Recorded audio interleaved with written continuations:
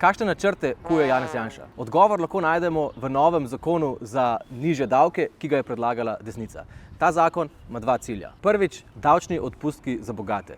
Socialna kapica prinaša nižje davke samo za plače višje od 7500 evrov. S tem desnica vrača uslugo svoji menedžerski eliti, navadni človek pa od tega ne bo imel nič. In drugič, milijardna luknja v proračunu in z njo potreba po prihodnjem varčevanju. In tako se začne. Šparati bo treba recimo na javni RTV. Tako bodo lahko obračunali s kritičnimi glasovi med novinarji. Varčevati bo treba tudi v javnem zdravstvu. In ko bo javno zdravstvo trpelo, bodo priložnosti dobili njihovi botri iz privatnega zdravstva. S tem zakonom odpravljajo tudi jasno razmejitev med javnim in zasebnim zdravstvom, ki smo jo dosegli v tem mandatu. In potem še plače. Varčevati bo treba na zaposlenih, kar je zopet v interesu njihovih prijateljev, delodajalcev. Desnica se pri svojih izračunih ni zmotila. Luknjo v proračunu koplje namenoma, da si na ta način podredi celotno državo. Zato je pomembno, da se temu upremo in ta škodljiv zakon zaustavimo.